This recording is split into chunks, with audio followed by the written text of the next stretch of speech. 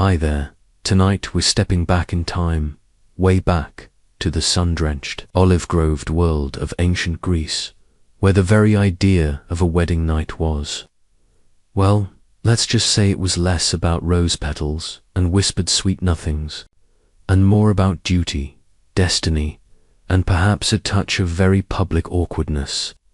Imagine, if you will, the flickering oil lamps, the scent of wood smoke mingling with sacrificial offerings, and the nervous anticipation of a young bride, not for romance, but for the weighty responsibility of continuing her family line.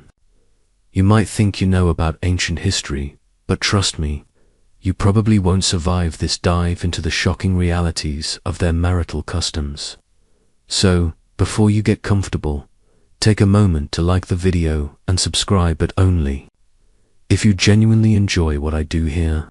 And hey, let me know where you're listening from and what time it is for you right now in the comments below. Now, dim the lights. Maybe turn on a fan for that soft background hum.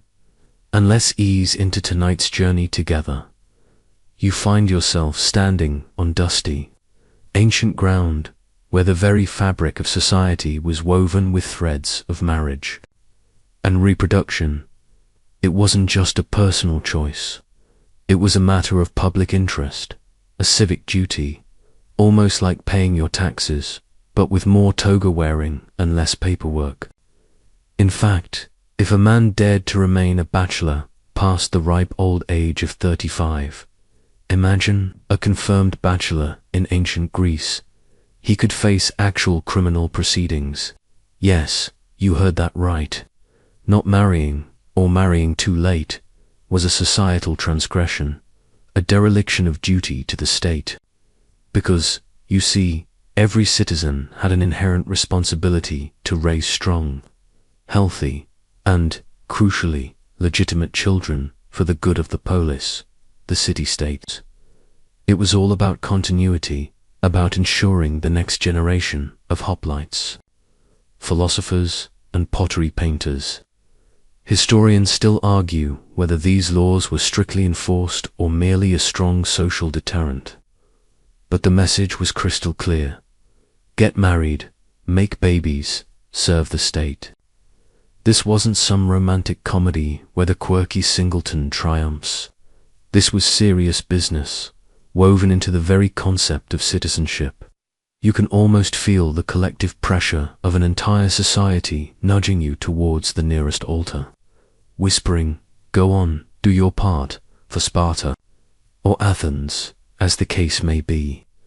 And while our modern sensibilities might balk at the idea of forced matrimony, remember, their world operated on a completely different set of rules, where individual desires often took a back seat to collective survival and prosperity.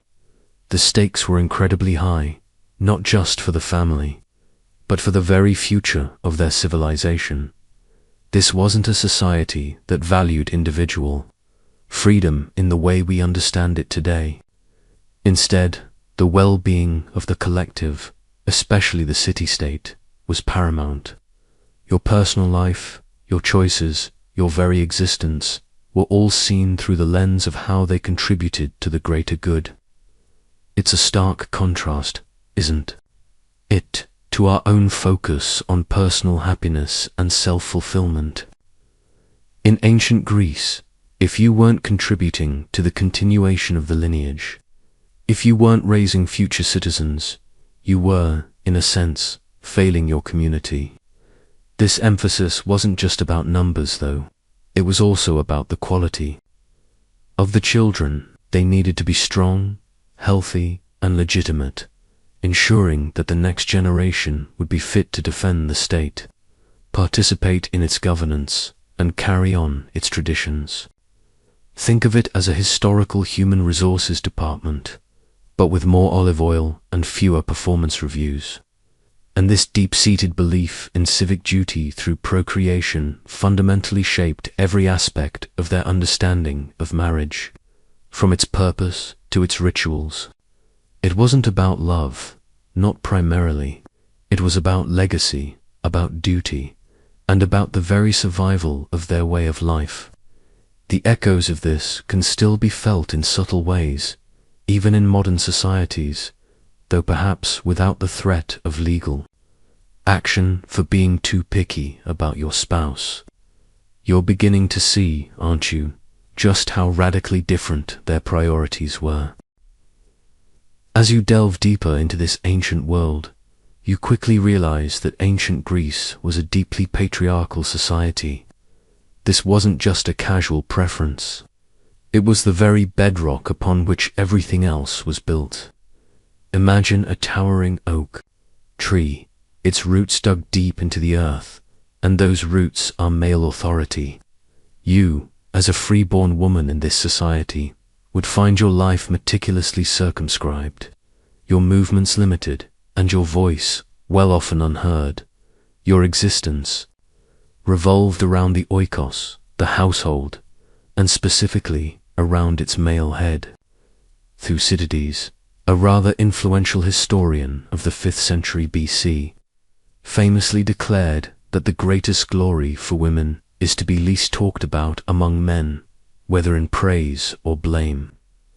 Think about that for a moment. Your ultimate achievement was to be so quiet, so unassuming, so perfectly invisible that no one even had a reason to mention you. It's like aiming for the gold medal in the least memorable category at the ancient Olympics, though. Surprisingly, no such event actually existed.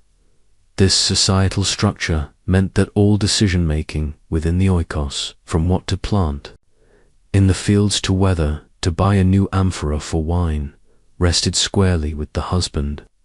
His authority was absolute, rooted in an innate, unquestioned belief in male sexual dominance and female subservience. It wasn't just physical, it was ideological, ingrained in every aspect of life. You were expected to be chaste, modest, and, above all, obedient.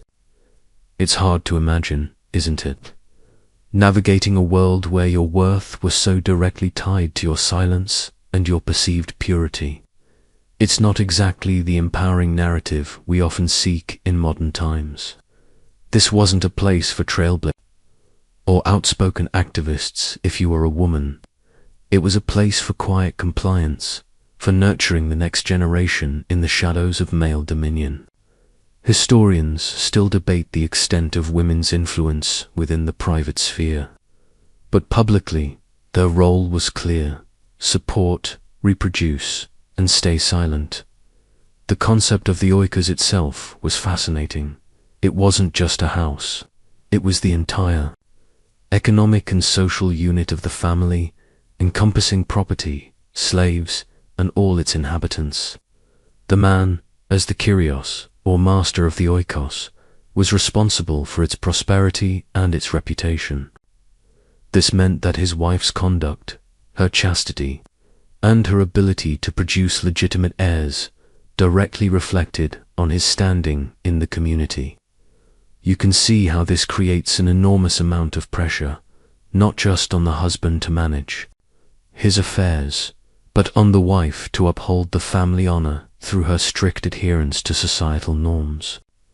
It's a bit like living in a reality TV show, but with much higher stakes and no prize money for being the most dramatic.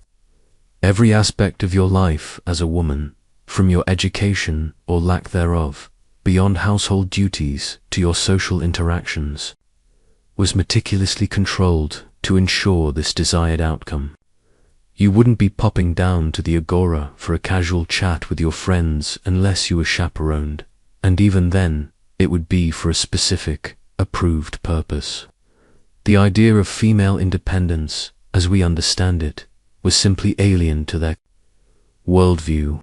You were a vital cog in the machinery of the oikos, but always a cog guided by the hand of the master. Stepping even further into the intricate web of ancient Greek life, you realize that their attitudes towards sex were deeply rooted in myth and religion. This wasn't some dry academic subject. It was vibrant, alive, and inextricably linked to the very fabric of their cosmos. Imagine walking into a temple, not just seeing statues, but sensing the raw, primordial forces of creation that, in their stories, sprang from acts of cosmic copulation. For the Greeks, sex wasn't merely a biological function, it was a divine act, a force that literally brought the universe, the gods, and even humankind into being. It's a far cry from the modern concept of birds and bees, isn't it? More like gods and goddesses, and sometimes animals, and occasionally golden showers. Take, for instance, Hesiod's epic poem, Theogony, composed towards the end of the 8th century BC. This wasn't just a bedtime story. It was their foundational text for understanding where everything came from. In his version, you'd learn about Uranus Sky mating with his mother Gaia Earth, an act of primordial incest that produced the first generation of 12 titans. Yes, you heard that right, mother-son action right at the dawn of time. Among these titans were Cronus and Rhea, who, in turn, became the parents of the first 6 Olympian gods, the second generation, including the mighty Zeus and his long-suffering sister wife, Hera. It's a family tree that would make any modern genealogists need a very strong cup of coffee. This isn't just a quirky tidbit. It's a mainstream historical fact that underscores how deeply sexual themes, even those we might find disturbing, were embedded in their most sacred narratives. And it didn't stop there. Cronus, fearing his children would overthrow him because, he'd overthrown his father, swallowed them whole. Only Zeus, saved by Rhea's cunning, escaped and eventually led a rebellion, freeing his swallowed siblings. This generational cycle of violence and power struggles, often fueled by or culminating in sexual acts, laid the groundwork for their understanding of authority and control. This cyclical narrative of dominance and rebellion, often intertwined with acts of sexual power, permeated their understanding of the world. It's like watching a really intense, millennial-long soap opera, but with more godly lightning bolts and fewer dramatic pauses for commercial breaks. This constant weaving of sex into their creation, myths, and divine genealogies meant that attitudes towards human sexuality were automatically infused with a kind of sacred, almost fated quality. It wasn't just about personal desire. It was about echoing the grand cosmic forces that shaped the very world they inhabited. Historians still argue whether these myths merely reflected existing societal attitudes or actively helped to shape them. But either way, the connection was undeniable. You couldn't talk about existence without talking about sex. And you couldn't talk about sex without encountering the powerful, often chaotic, figures of their gods. It made for a very different conversation about intimacy than you might be used to, one where every act potentially carried the weight of divine precedent. Continuing your journey through the scandalous divine narratives, you quickly arrive at the figure who truly embodied the complex and often shocking Greek attitudes towards sex and power, Zeus, the shape-shifting king of the gods. Imagine a deity who had literally everything, ultimate power, cosmic authority, and seemingly an insatiable appetite for, well, everyone. He wasn't just a powerful ruler. He was notorious as the master of seduction, serial rape, and sexual oppression, targeting both gods and mortals, female and male alike. It's safe to say that if Zeus were around today, his publicist would be having a monumental headache. His seedy escapades, as they were politely called, spawned a truly astounding number of illegitimate offspring. You might recall stories like Helen of Troy, born after Zeus, ever the creative seducer, appeared to lead her in the guise of a magnificent swan, Yes, a swan. Or there's Perseus, a hero born after Zeus, disguised as a golden shower of rain, visited Dano, an Argive princess. You have to admit, that's a rather gilded pickup line. And let's not forget the Minotaur. A creature of myth, born from the union of Persepo and a bull, Zeus, having morphed into one to abduct Europa, leading to a complex web of divine consequences. These aren't just obscure myths, they are mainstream historical facts, illustrating how integral divine sexual exploits were to their cultural narratives. Throughout these tales, one figure stands out in her perpetual suffering and rage: Zeus's long-suffering wife, Hera.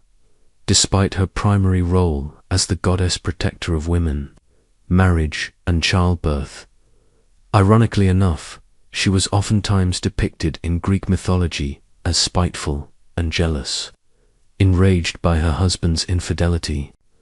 You can almost hear her exasperated sighs echoing through Olympus. While Zeus was out turning into various animals or meteorological phenomena to pursue his next conquest, Hera was left to pick up the pieces, usually by enacting spectacular revenge on his lovers or their unfortunate offspring. It's like a cosmic game of whack-a-mole, but instead of moles, it's Zeus's ever-growing progeny. Historians still argue whether Hera's portrayal primarily reflects a societal acceptance of male promiscuity or serves as a cautionary tale about the perils of unchecked power. Even for a goddess, this divine drama, laden with tales of incest, polygamy, and sexual violence, didn't just provide entertaining stories for the ancient Greeks. It served a much deeper purpose. Not only did these creation stories and divine narratives set the precedent for male sexual domination and the essentially submissive, reproductive role of women in ancient Greek society, but they also significantly shaped male insecurity about women. If even the king of the gods had to resort to trickery and force, what did that say about the inherent power dynamics? It created a paradoxical situation where male dominance was asserted, yet perhaps constantly felt threatened by the very essence of female fertility and the perceived unpredictability of the female. While it may be a bit of a stretch to think of all men in ancient Greece as sexual predators, just like you wouldn't assume every modern CEO is secretly running a pirate ship during the archaic and classical periods, roughly 750 to 323 BC, there was considerable power imbalance between men and women. It was a world where divine behavior, no matter how outlandish, often provided a template, or at least a justification, for human actions. Given the divine precedent you've just explored, it's perhaps less surprising to discover the deeply ingrained male insecurities about women that permeated ancient Greek society. While Zeus might have been the ultimate alpha male, his constant need to dominate and control suggested a deeper unease. This unease wasn't just confined to the realm of myth. It played out in the daily lives of men and women, creating a profound power imbalance. You see, if the gods themselves resorted to trickery and force, it set a rather low bar for respectful interaction, didn't it? It suggests a foundational belief that female power, particularly reproductive power, needed to be managed, contained, and ultimately controlled. This mainstream historical fact is crucial to understanding why marriage rituals were so focused on ensuring paternity and securing legitimate heirs. This perceived need for control led to a stark division in society. On one hand, you had the free-born male citizen, expected to be active in public life, the agora marketplace, and the assembly. On the other, you had the free-born woman, largely confined to the oikos, the household. This wasn't merely a social custom.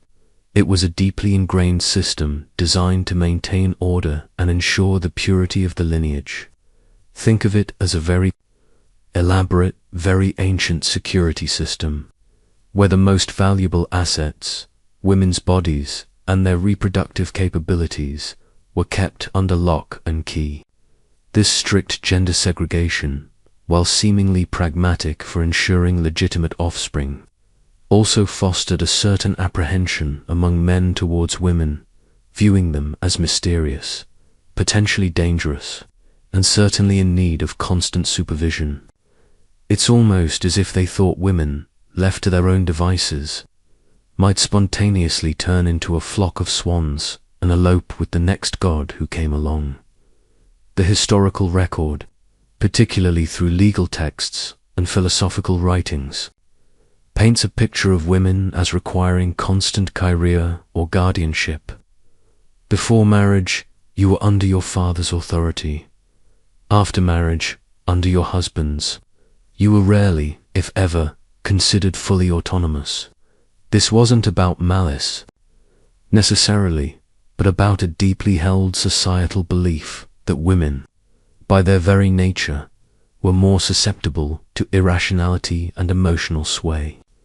Remember that quirky tidbit about the wandering uterus from a previous conversation? This ancient medical theory, which claimed the uterus could literally move around the body causing various ailments, perfectly encapsulates the anxieties men held about female physiology and, by extension, female nature. It's a rather imaginative explanation for what we now understand as complex hormonal changes, but it speaks volumes about the level of male discomfort with the female body and its perceived unpredictability. Historians still argue whether this pervasive male insecurity was a cause or an effect of the patriarchal structure. Did they create the system because they were insecure, or did the system itself breed insecurity? It's a chicken and egg situation, isn't it? But regardless of the origin, the outcome was a society where the power balance was heavily skewed, and where the wedding night, far from being a purely romantic affair, became a pivotal moment in the transfer of control from one male kyrios to another, all under the watchful and perhaps anxious eyes of the community. You can sense the unspoken anxieties swirling around every ritual, every gesture on that fateful night. Now, let's pivot slightly from the domestic sphere and delve into a very different, yet equally revealing, aspect of ancient Greek male society, the all-male drinking parties known as symposia.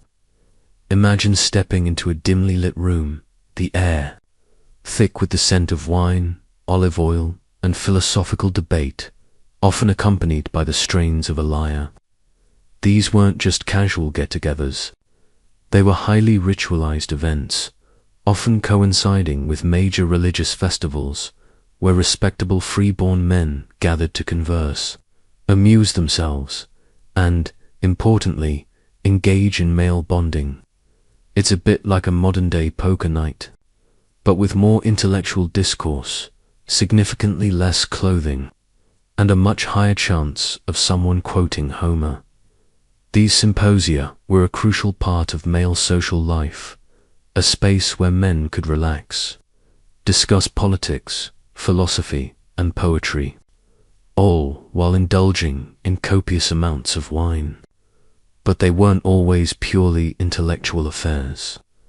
Often, these gatherings would include the company of hetairai, highly educated and expensive courtesans. Think of them as the ancient Greek equivalent of Japanese geisha women trained in music, dance, and poetry, capable of engaging in witty banter and intellectual conversation, far beyond the scope of most respectable Greek wives. They were, in essence, the ultimate party companions for the elite, providing both intellectual stimulation and, shall we say, other forms of amusement. This mainstream historical fact highlights the double standard present in Greek society regarding female roles, one for wives, chaste, domestic, and another for hetairai, cultured, sexually available. The most striking visual references to the goings-on at symposia can be found in the painted scenes on drinking cups, known as kyliks. As you sip from one of these, you might find yourself looking at glimpses of graphic sexual behavior. Imagine lifting a cup to your lips and seeing, depicted on the bottom, scenes of group sex. Romantic encounters between older men and younger boys, a topic we'll explore more deeply. Or even unsettling scenes of men physically dominating women while engaging in intercourse. The sheer prevalence of these kyliks in the archaeological record, tens of thousands of Attic red figure forms survive to this day, suggests they were a highly sought-after decorative motif. It's a quirky or fringe tidbit that gives you a rather unfiltered view into their private moments. These aren't abstract art. They're explicit snapshots of ancient Greek sexuality, shining a disturbing light on patterns of ancient Greek sexuality. These visual depictions are a fascinating, if sometimes uncomfortable, window into the ancient Greek psyche. They suggest a society that was remarkably open about sexual matters, at least among men, and perhaps less concerned with notions of prudishness than with demonstrations of power and pleasure. Historians still argue whether these scenes were merely artistic fantasies or accurate reflections of widespread practices, but their ubiquity certainly implies a level of acceptance. The symposium was clearly a space where societal norms, particularly those concerning modesty and female chastity, were often relaxed, allowing for a more uninhibited expression of male desires and social hierarchies. From the boisterous symposia, you now turn your gaze to one of the most frequently discussed and often misunderstood aspects of ancient Greek sexuality, pederastic homosexual relations. Before you jump to any modern conclusions, it's crucial to understand this within its historical context. Especially for the elite, these relationships may have been seen as a rite of passage, a socially accepted and even encouraged dynamic. These were not typically casual hookups. They were relationships that were both educational and sexual in nature, occurring between an adult man, known as a philater, meaning befriender, and a young teenage boy, often referred to as a kleinos, meaning glorious. It's a concept that certainly raises eyebrows today, but in ancient Greece, it was a recognized and many circles celebrated institution. The core idea here was often mentorship. The older man was expected to guide the younger boy in matters of civic virtue, military prowess, and intellectual pursuits, while the sexual aspect was often a component of this bond. This mainstream historical fact highlights a significant difference from many modern societies. Homosexuality in ancient Greece was not stigmatized in the way that it is in certain societies today. You wouldn't find them protesting pride parades, mainly because the concept of such a parade wouldn't even compute. The Greeks were far more concerned with roles of active and passive sexuality and the maintenance of a dominant male position, rather than the gender of the partner itself. One of the most compelling examples of this acceptance is the formation of the famous Sacred Band of Thebes, an elite military force made up of 150 pairs of male lovers. Imagine that, an entire fighting unit whose cohesion and bravery on the battlefield were believed to be amplified by their intense personal bonds. This isn't just a quirky tidbit. It suggests that homosexual relations were openly encouraged as a means of reinforcing intense male bonding, a vital element for success in the often brutal world of ancient warfare. Scholars refer to this phenomenon as the hoplite mystique, a concept where the deep emotional and physical connections between male soldiers were seen as a strength. fostering an unwavering loyalty that made them formidable in combat. You can almost picture them, shield to shield, not just fighting for their city, but for the man beside them. Historians still argue about the precise nature and prevalence of pederasty across all social classes and city-states, as practices likely varied. However, the archaeological evidence from art, like the Attic kylikes you recalled, clearly depicts these relationships as a visible and integrated part of elite male culture. It wasn't hidden away in the shadows. It was depicted on the very drinking cups used in their most esteemed social gatherings. This wasn't about love in the modern romantic sense for marriage, but about a complex interplay of mentorship, social status, and, yes, sexual expression that was intricately woven into the fabric of their male society. It's a testament to how profoundly different their societal values were from our own, making it essential to suspend modern judgment and truly immerse yourself in their unique cultural lens as you continue to explore the nuances of ancient Greek sexuality. A crucial aspect emerges from the patterns you've observed in the symposia and in pederastic relationships, the pervasive idea of sexual dominance. This wasn't just about who was on top, literally or figuratively. It was a fundamental principle that dictated social hierarchy and power dynamics. The rule was surprisingly simple, yet profoundly impactful. As long as the man having sex was dominant and not passive, he could do whatever he desired, asserting his authority over all subordinate layers of society. Imagine a giant, invisible pyramid, and the more active and dominant you were in sexual encounters, the higher up that pyramid you stood. This mainstream historical fact means that the gender of the partner was often less important than the role assumed in the sexual act.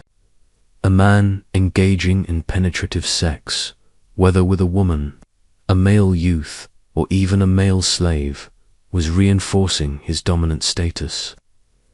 Conversely, a freeborn man who was perceived as being passive in a sexual encounter risked severe social stigmatization and the loss of his standing in the community. It's like a very ancient, very serious game of red light, green light, where being it in the wrong way could cost you your reputation. This focus on active versus passive roles extended beyond mere physicality. It was a symbolic assertion of control, a public declaration of one's position within the intricate social hierarchy.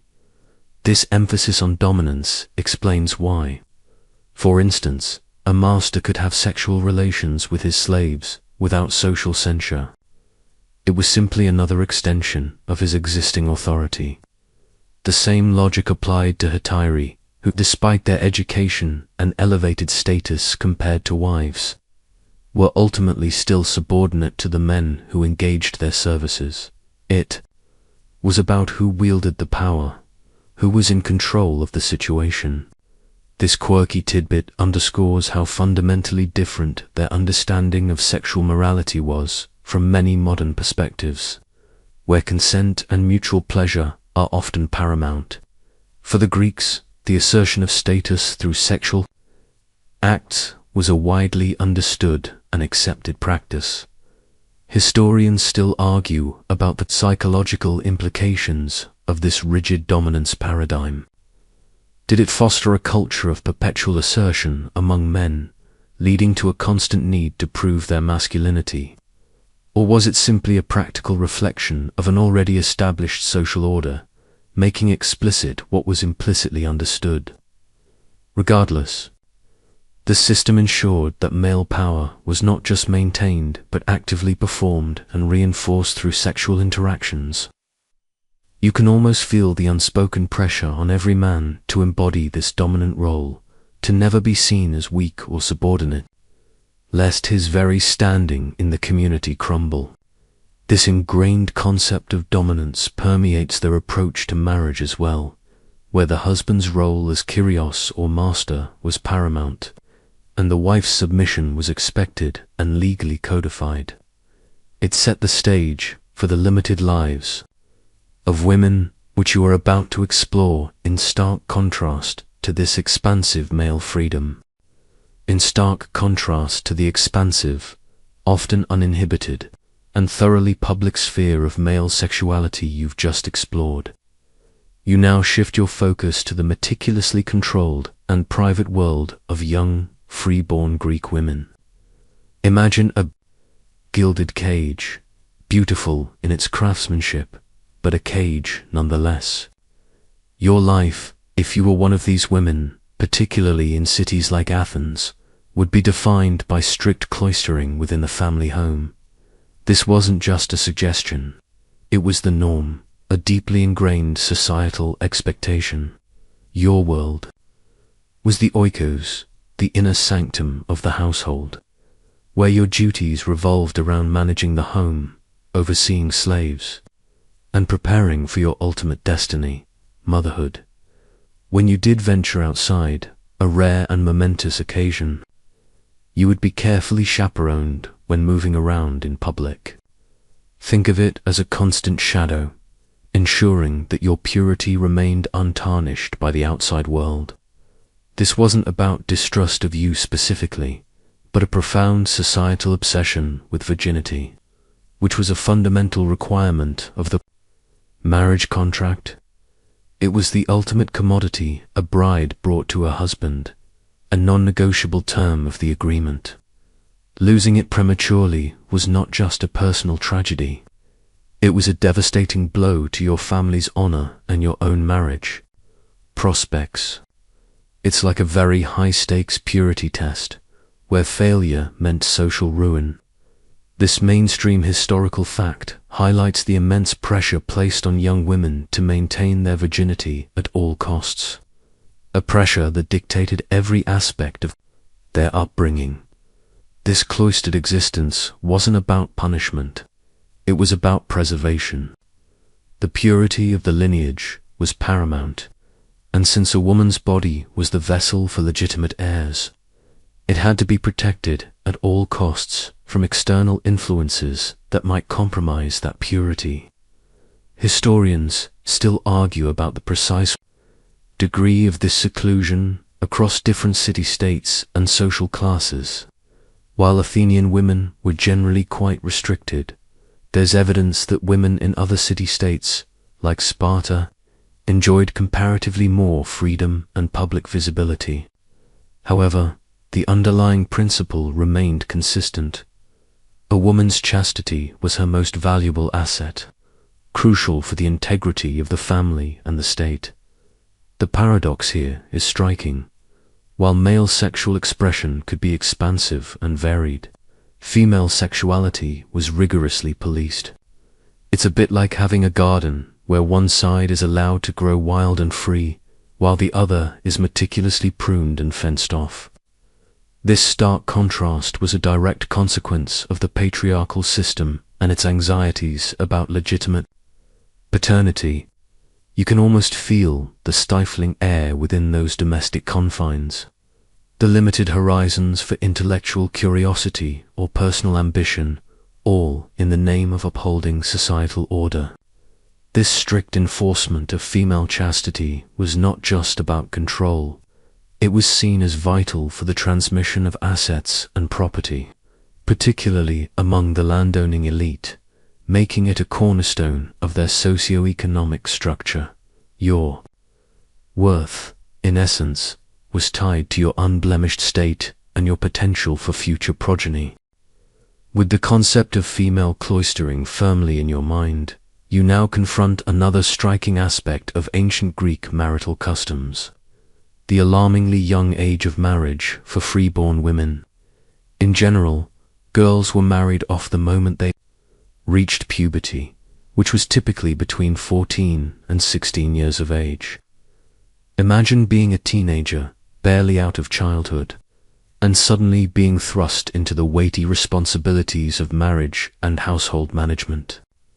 For context, the average age for men to marry was around 30, creating a significant age gap that further cemented the husband's role as the experienced, dominant kyrios. It's like sending a freshman to manage a Fortune 500 company on their first day, utterly overwhelming. This mainstream historical fact highlights a profound difference in life stages between genders.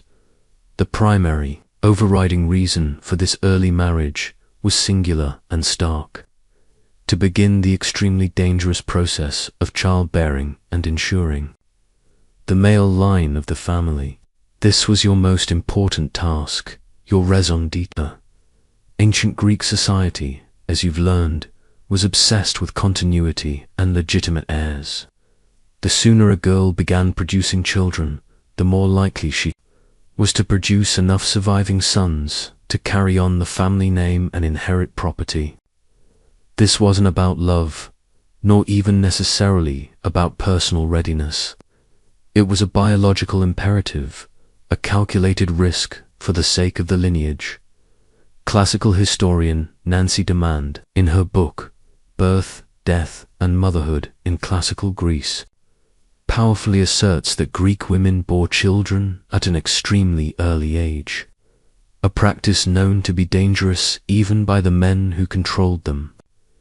She notes this was particularly true, at least in the extreme patriarchal form that it took in Athens and many other Peleus city-states. Think about the medical knowledge, or lack thereof at the time, and the rudimentary understanding of hygiene and childbirth. The risks of maternal mortality were incredibly high. Yet, this dangerous undertaking was pushed upon girls as soon as their bodies were deemed capable. It's a sobering thought, isn't it? The inherent peril woven into a young woman's destiny. This quirky tidbit reveals a chilling pragmatism, where the lives of individual women were, in essence, expendable in the face of the overarching need for male heirs. Part of Demand's argument is built on ancient medical writings, particularly those described in the Hippocratic corpus. You might recall the rather imaginative concept we discussed earlier, the wandering uterus.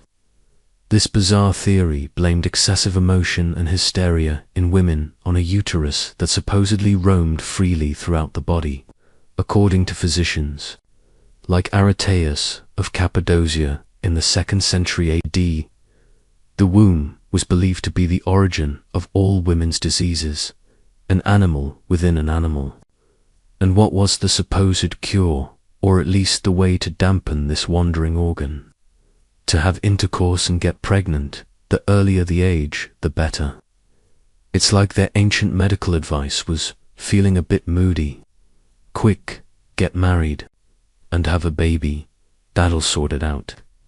Historians still argue about the true extent to which this specific medical theory drove early marriage practices, but it certainly provided a convenient scientific justification for a societal custom already firmly in place. It illustrates how male-dominated medical theories could reinforce existing patriarchal norms, effectively trapping women in a cycle of early marriage and repeated dangerous childbirths.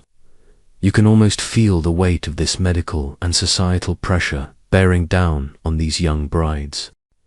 Having just explored the dangerous reality of early marriage and childbirth, you now delve deeper into the ancient medical rationale that, bizarrely enough, underpinned some of these practices, the concept of the wandering uterus. Imagine, for a moment, living in a world where your internal organs were believed to have a mind of their own, capable of literally moving round your body, wreaking havoc wherever they went. This wasn't some fringe belief held by a few eccentrics.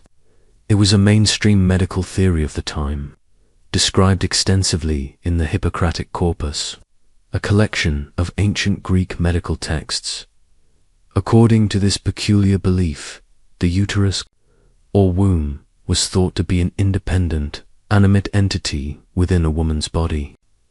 When it became dry or unfulfilled, meaning not engaged in sexual intercourse or reproduction, it would supposedly detach from its usual place and roam upwards through the body, pressing against other organs. This internal escapade was then blamed for a wide array of female ailments, particularly those related to excessive emotion and hysteria. So, if you were an ancient Greek woman experiencing anxiety, mood swings, or even physical discomfort, the diagnosis might vary. Well, be that your uterus had decided to take a scenic tour of your torso. It's a rather imaginative, if not entirely accurate, explanation for what we now understand as complex hormonal fluctuations or psychological states. This quirky tidbit truly highlights the vast chasm between ancient medical understanding and modern science. The physician Aretaeus of Cappadocia, from the 2nd century AD, famously described the uterus as an animal within an animal, emphasizing its perceived independent will and potential for mischief. This anthropomorphic view of an internal organ, especially one so central to female biology, perfectly encapsulates the anxieties and lack of comprehensive understanding surrounding women's bodies in a male-dominated medical field, and what was the prescribed remedy for this rebellious organ. The most common and highly recommended cure for a wandering uterus was predictably to have intercourse and get pregnant. The idea was that sexual activity and the subsequent pregnancy would anchor the uterus in its proper place, keeping it moist and satisfied, thus preventing its disruptive peregrinations. The earlier the age this treatment began, the better, or so they believed, which further reinforced the societal push for early marriages. Historians still argue about the true influence of this specific medical theory on the widespread practice of early marriage. Was it a genuine medical belief that drove policy, or merely a convenient scientific justification for a deeply entrenched social custom that served male interests? Perhaps it was a bit of both. What is undeniable, however, is how this theory, along with others like it, reinforced the narrative that women's bodies were inherently problematic, prone to instability, and therefore required external control, namely through marriage and reproduction. You can almost feel the collective medical wisdom of the era whispering, "Just get her married, that'll fix it." It's a stark reminder of how deeply societal norms can be interwoven with scientific or pseudoscientific explanations, shaping lives in profound and often restrictive ways. This medical outlook, while fascinating in its historical context, casts a long shadow over the understanding of female well-being in ancient Greece. Having explored the rather imaginative medical theories, you now shift to the very practical, often unsentimental reasons behind ancient Greek marriages. They were usually arranged by the fathers of the couple. Imagine your entire future, your partner, and your household being decided not by your own heart or inclinations, but by a strategic negotiation between two heads of families. This wasn't some dramatic elopement. It was a business transaction, carefully calculated to increase the family's finances and/or to improve their social standing. Love, in this equation, was a pleasant but entirely optional bonus. Indeed, if you were an ancient Greek, the idea of marrying for romantic love would have seemed, at best, a charming but impractical fantasy, and at worst, a recipe for social disaster. Few, if any, married for love as we understand it today. This mainstream historical fact is crucial to grasp. Instead, alliances were forged, properties combined, and lineages strengthened through these calculated unions. It was all about the family, the oikos, and its long-term prosperity. You can almost hear the fathers haggling over terms, not unlike negotiating a trade deal for a shipment of olives. But with human lives as the commodities, consider the role of the woman in this arrangement. Until a young woman was married, she was formally under the guardianship of her father. He was her kyrios, her master, the one responsible for her well-being and her conduct. Then, upon marriage, this guardianship didn't disappear. It simply transferred. Once married, her husband became her kyrios, taking over all legal and financial control. This formal transfer of guardianship underscores the patriarchal nature of their society. A woman was rarely, if ever, considered an independent legal entity. It's like you were a valuable piece of furniture, passed from one responsible owner to another, expected to fulfill your designated function in the new household. A pivotal part of this arrangement, and often a key factor in the negotiations, was the dowry. This was a sum of money or property given from the bride's family to the groom. This wasn't merely a gift. It served a crucial, practical purpose: to secure the financial stability of the wife in case the husband died. If her husband passed away, the dowry would ideally revert to her, providing her with some means of support and, significantly, giving her family a claim to her welfare. In such a tragic event, the widow's original family, or sometimes the husband's family, reserved the right to select her next husband. It was a safety net, but one still very much controlled by male figures. This quirky tidbit reveals a pragmatic, albeit unromantic, approach to protecting a woman's interests within a system that otherwise offered her little autonomy. Historians still argue about the precise weight given to dowries versus other factors, like lineage or political alliance, in arranging marriages across different periods and city-states. However, it's clear that the size of the dowry was likely a major factor in selecting a spouse in the first place, as well as her presumed fertility. A substantial dowry could compensate for a less prestigious lineage, or conversely, a woman from an incredibly powerful family might bring a smaller dowry but offer invaluable social connections. It was a delicate balance of assets, connections, and potential for progeny, all orchestrated to benefit the oikos. You can imagine the elaborate spreadsheets they might have kept, if only they'd invented spreadsheets. Building upon the economic realities of arranged marriages, you now hone in on the critical importance of the dowry in ancient Greek society. This wasn't just a wedding gift. It was a cornerstone of the marriage contract, a significant financial asset that served multiple vital functions. Imagine a substantial sum of money, or even land and property, being transferred from the bride's family to the groom. This mainstream historical fact underscores that marriage was as much about property, transfer, and economic alliance as it was about personal union. You could almost hear the clinking of coins or the rustle of land deeds during the betrothal negotiations, adding a decidedly non-romantic soundtrack to the proceedings. The primary, most practical reason for the dowry was to secure the financial stability of the wife in case the husband died. In a society without formal state welfare or pensions, a widow could easily find herself destitute. The dowry acted as her insurance policy, a financial buffer that was technically her property, even if managed by her husband during his lifetime.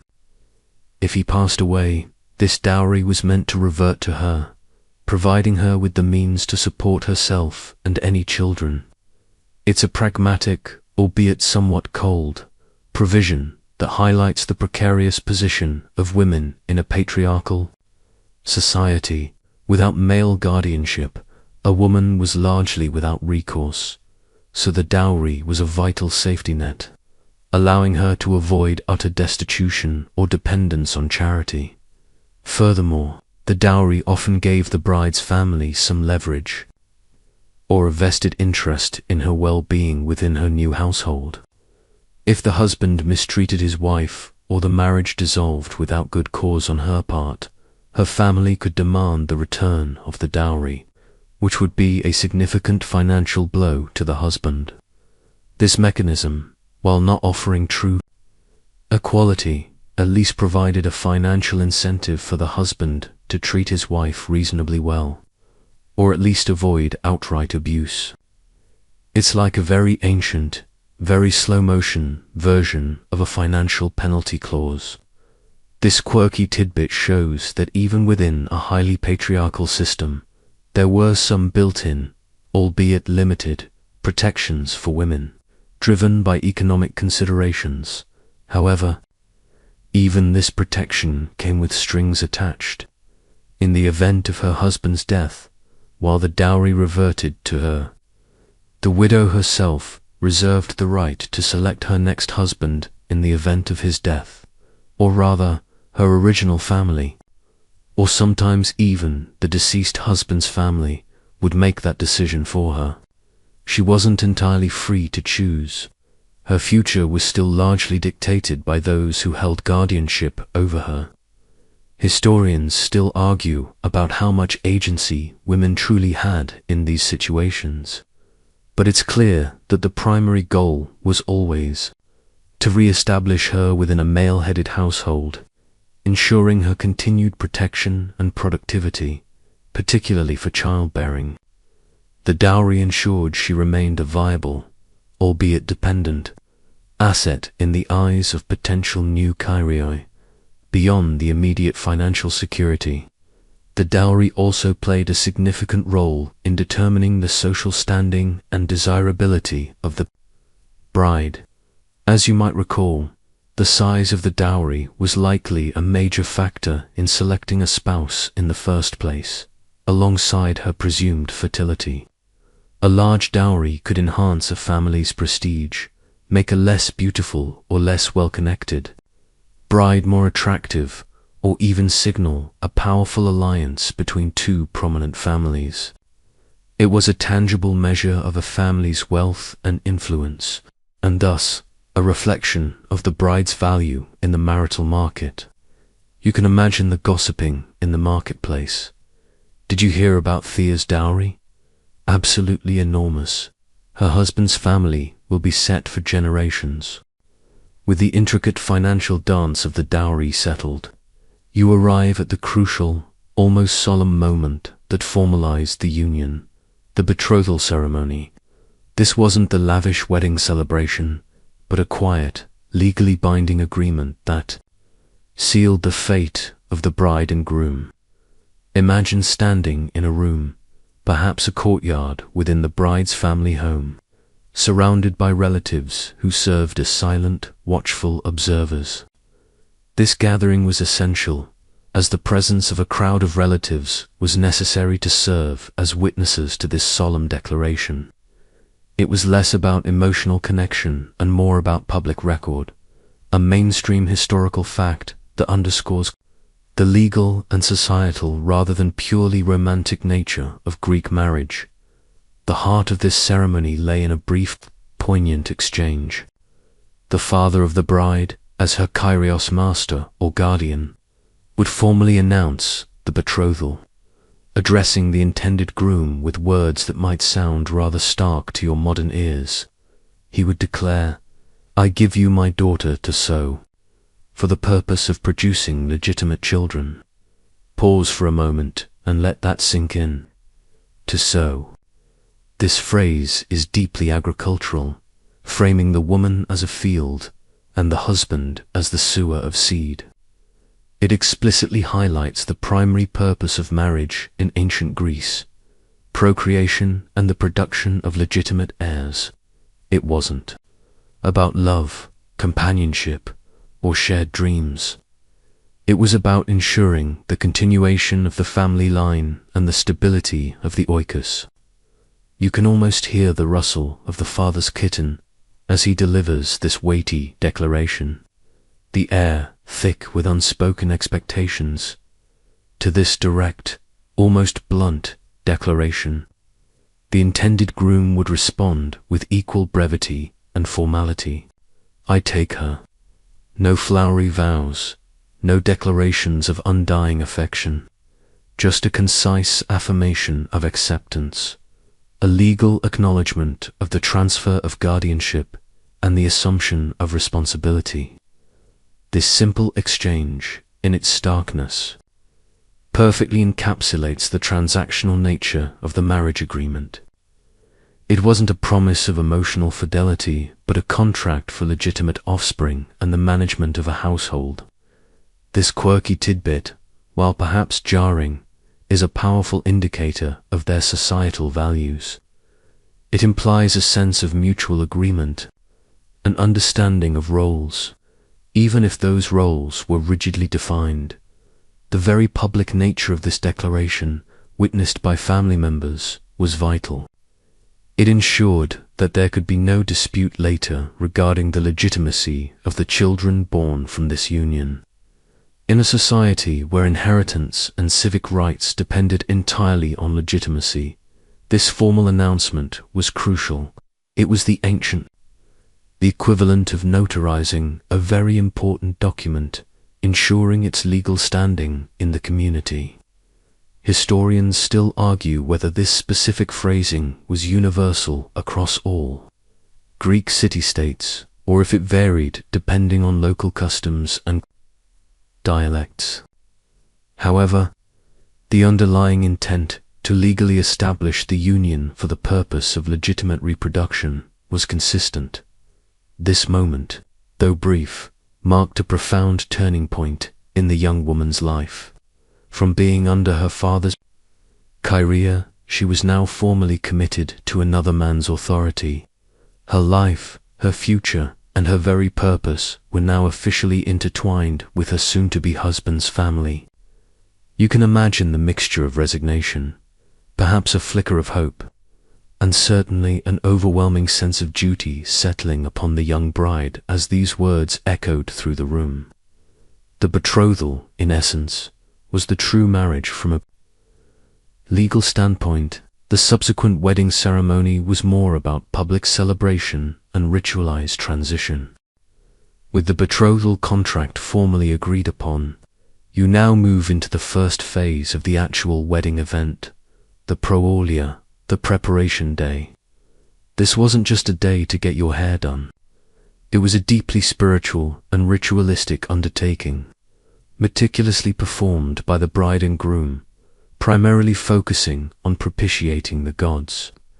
Imagine the bride-to-be, perhaps with a knot in her stomach, performing ancient rites that would shape her destiny. This mainstream historical fact highlights the pervasive role of religion in every significant life event in ancient Greece. The rituals undertaken on the proolia were far from casual. Brides-to-be made sacrifices to the goddess Hera, a deity who represented the perfect wife, and to the virgin goddess Artemis, thanking her for her protection up until the age of marriage.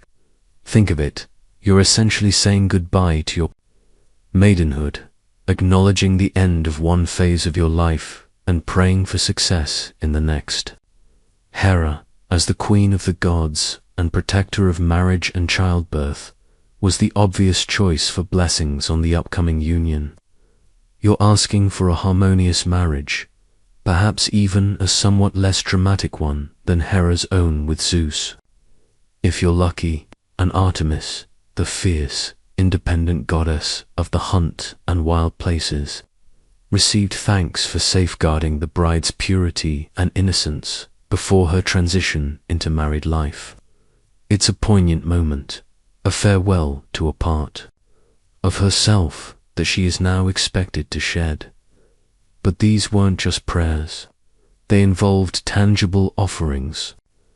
Dedications were also made, including locks of the girl's maiden hair and her girdle, a woven belt that she had worn since the onset of puberty, a powerful symbol of her virginity.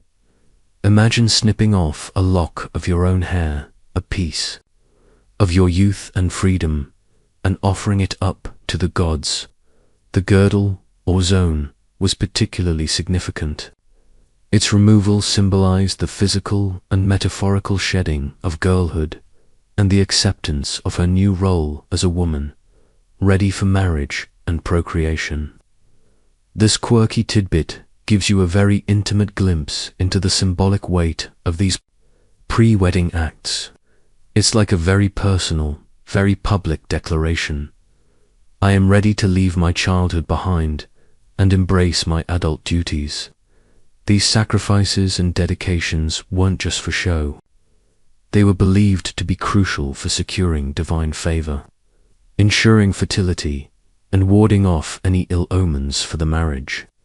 The Greeks believed that neglecting these rituals could bring misfortune, from barrenness to unhappy unions. Historians still argue whether the emotional experience of these rituals for the bride was one of profound spiritual connection or simply a dutiful adherence to tradition. However, the external performance was undoubtedly serious and deeply embedded in their cultural expectations. The air would be heavy with incense, the murmur of prayers, and the quiet solemnity of a young life transitioning into a new, predetermined path. You can almost feel the weight of centuries of tradition pressing down on the young woman, guiding her every move as she prepares for the momentous day ahead. Having completed the solemn offerings of the Proalia, your attention remains fixed on the specific deities invoked and the powerful symbolism of the bride's sacrifices. It's not just any god, but Hera and Artemis, two goddesses representing profoundly different, yet equally crucial, aspects of the female experience in ancient Greece. Imagine the young bride, her hands clasped, perhaps a tremor of nervousness in her voice, as she addresses these mighty figures. This mainstream historical fact illuminates the nuanced religious landscape of ancient Greek domestic life. Brides-to-be specifically made sacrifices to the goddess Hera. You remember Hera, Zeus's long-suffering wife, perpetually furious over his philandering. Yet, despite her dramatic personal life, Hera was revered as the deity who represented the perfect wife, the epitome of marital fidelity, even if her husband didn't share that ideal, and the protector of the marriage bond itself. You could say she was the patron saint of enduring through thick and thin, especially if thick and thin involved your spouse turning into various animals to pursue other women.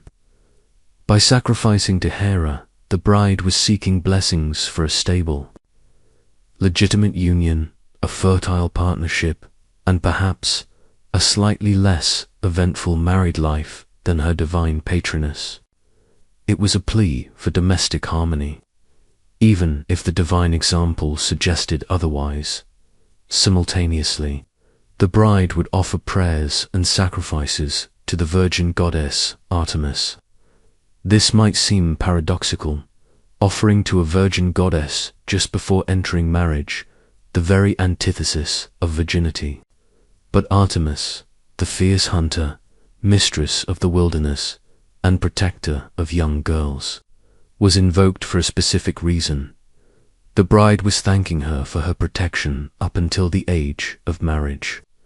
Artemis guarded the girl's maidenhood, her untamed spirit, and her youthful innocence.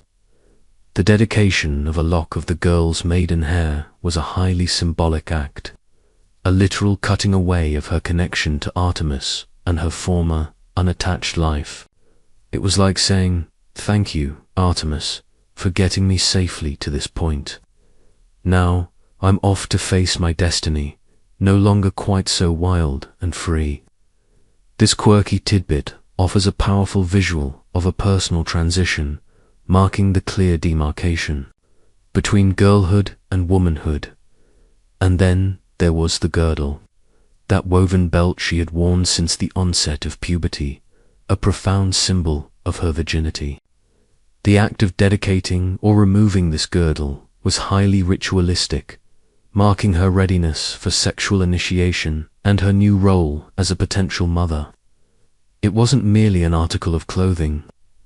It was a physical representation of her maidenhood, now to be shed as she entered the marital bed. This act, whether done privately or witnessed by close female relatives, carried immense weight. It was a clear, unspoken declaration that she was leaving behind her former self, embracing the responsibilities and expectations of marriage and procreation. Historians still argue about the extent to which these specific ritual acts were universal across all ancient Greek city-states, as local customs certainly varied. However, the underlying spiritual significance, seeking divine blessings for fertility and a successful transition to married life, remained a consistent theme. The proolia, therefore, was not just about getting ready. It was about spiritual cleansing, symbolic farewells, and a profound invocation of the divine forces that governed life, fertility, and the very continuation of society. You can almost feel the air charged with expectation, both human and divine, as the young bride prepares for the grand event. With the sacred dedications of the proolia complete, you now step into the momentous day of the wedding itself, known as the gamos. This was the pinnacle of the 3-day event, a public declaration of the union and a series of rituals designed to usher the bride into her new life. Imagine the nervous flutter in the bride's stomach, the hum of anticipation as the household prepares for the central ritual, the ritual purity bath. This mainstream historical fact highlights the pervasive Greek emphasis on cleanliness, both physical and spiritual, at pivotal life moments. This wasn't just a quick splash. It was a deeply symbolic act. The bride would take this ritual purity bath, meticulously attended by her close female relatives.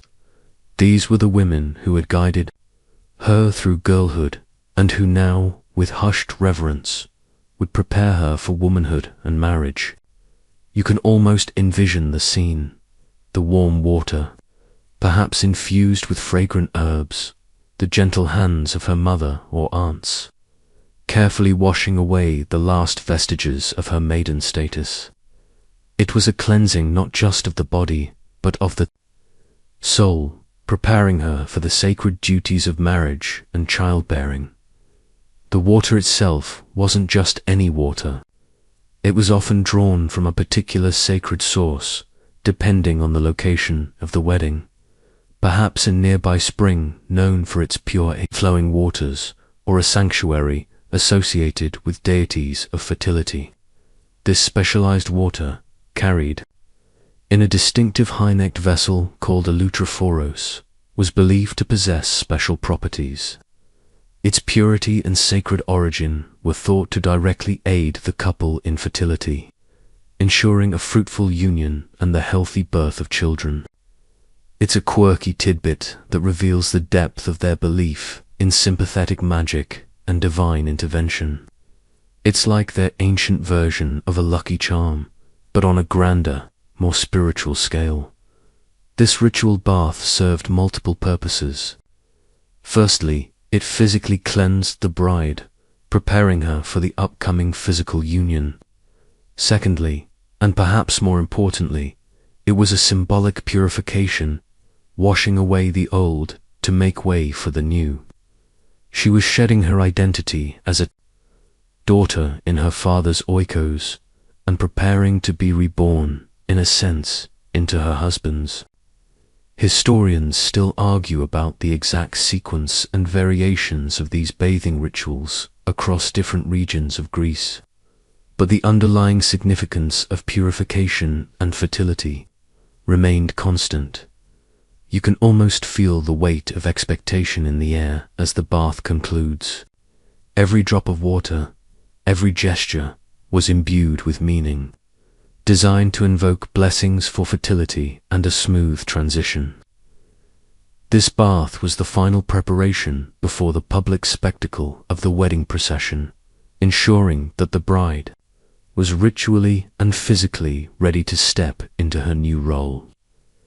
The quiet solemnity of this private moment would soon give way to the joyous, boisterous public celebration of the gamos, a profound shift in atmosphere that marked the definitive beginning of her married life. You've just witnessed the intimate ritual bath, a moment steeped in purity and symbolism. Now, your attention turns to the very essence of that cleansing, the sacred water sources themselves. Imagine the effort involved in obtaining this water, not just from any tap, but from a specific, revered location. This wasn't mere superstition.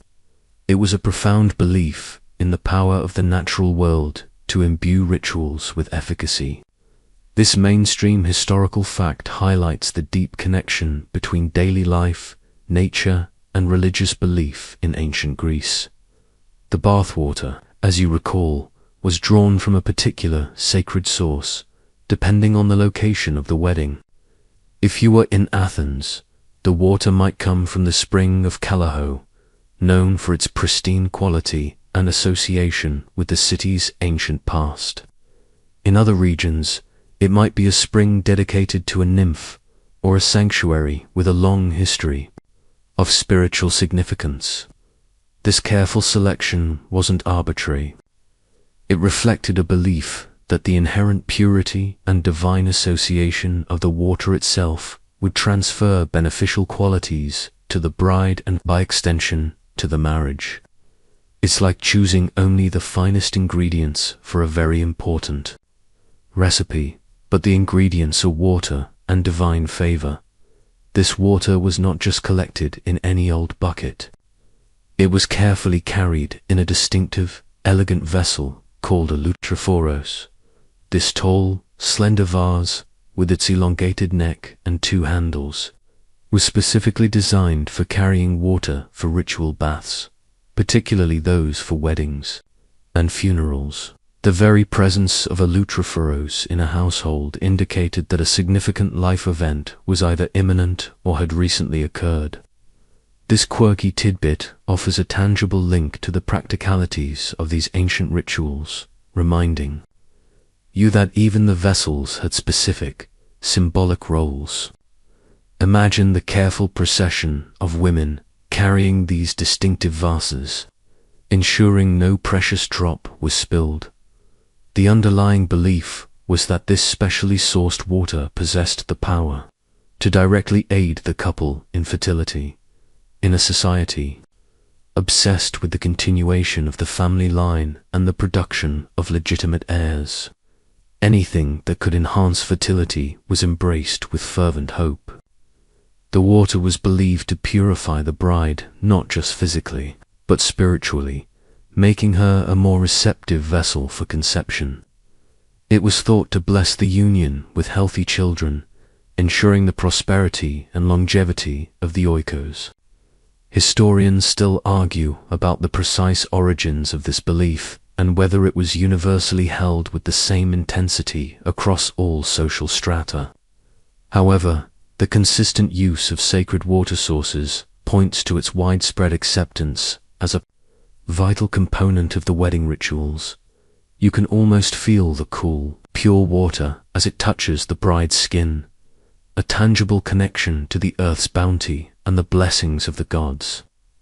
It's a moment charged with hope and expectation, a silent prayer for the future embodied in every drop. This ritual, though private, was a profound preparation for the public display that would follow, setting the stage for the bride's transition from the sacred, internal realm to the bustling, social spectacle of the wedding procession.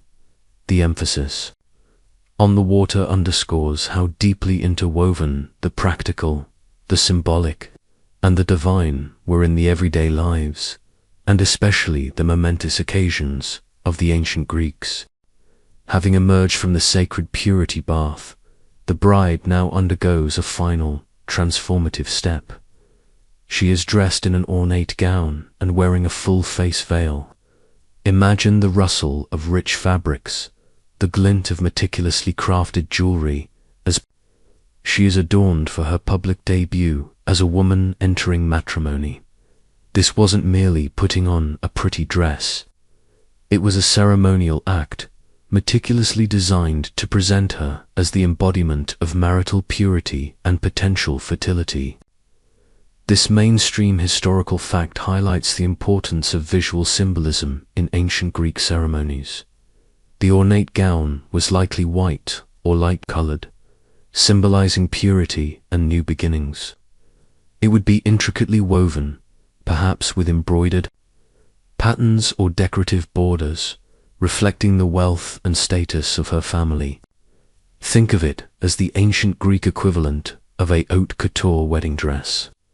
A garment designed not just to be beautiful, but to convey a powerful message about her readiness for marriage.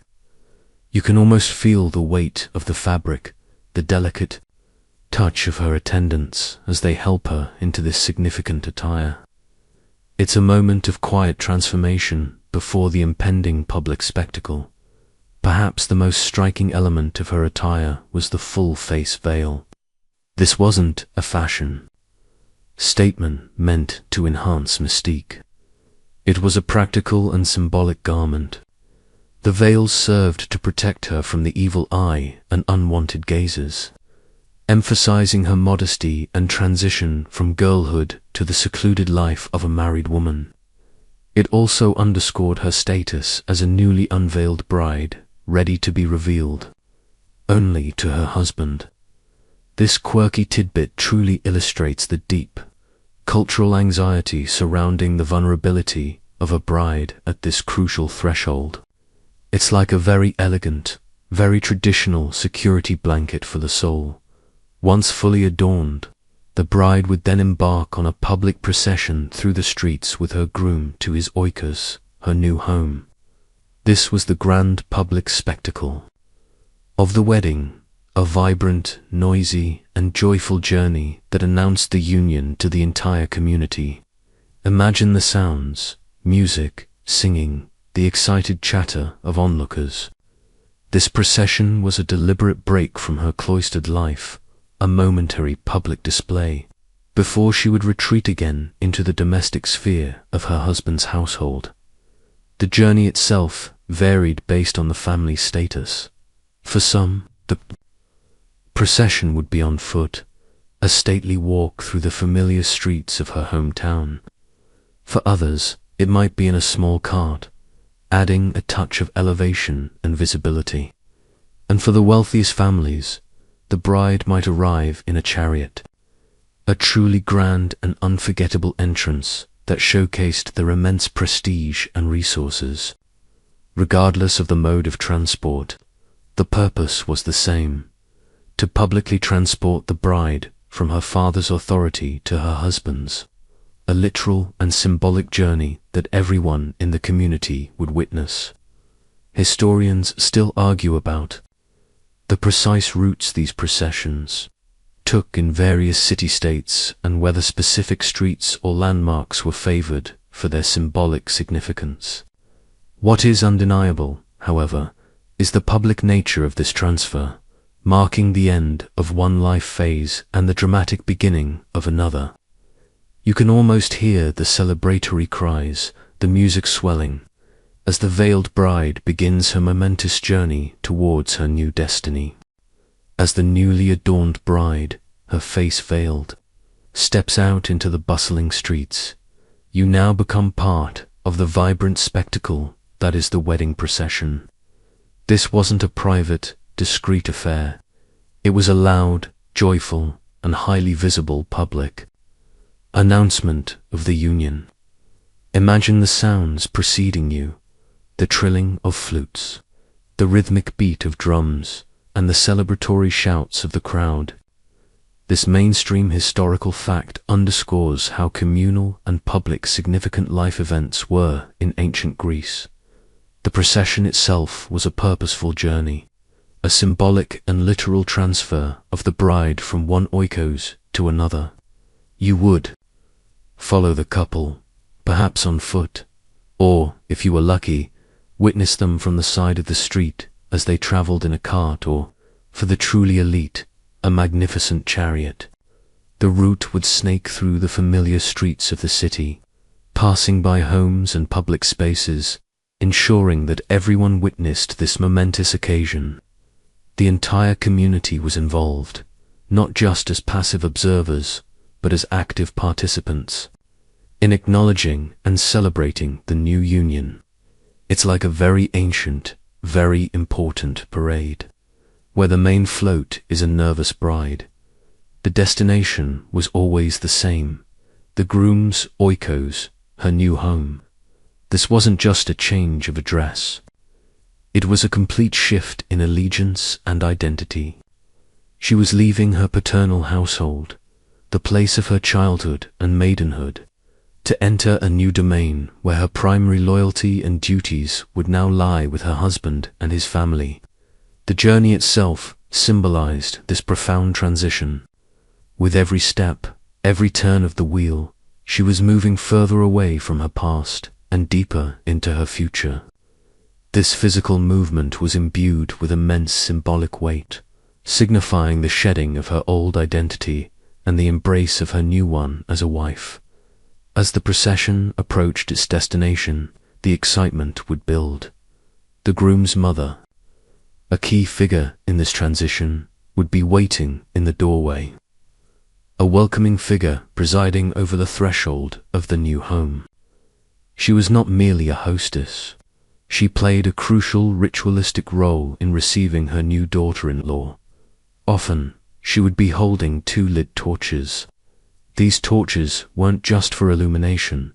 They carried deep symbolic meaning. They represented light, warmth, and continuity, symbolizing the transfer of the household flame and the welcoming of new life and fertility into the groom's home. This quirky tidbit offers a vivid image, emphasizing the solemnity and symbolic richness of the welcome. It's like a very ancient, very dramatic curtain call for the bride's previous life. Historians still argue about the precise customs regarding the groom's mother's greeting across different city-states.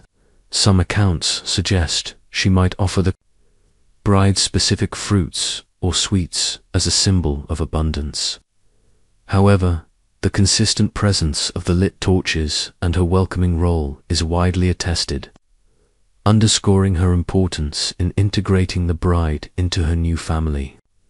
This moment, as the bride crosses the threshold, marked the culmination of the procession, signifying her official entry into her husband's household and the beginning of her life as a married woman. You can almost feel the shift in atmosphere, from the public revelry of the streets to the more intimate, yet still deeply ritualized, space of the family home. As the wedding procession culminates at the threshold of the groom's oikos, your attention is drawn to a pivotal figure, the groom's mother.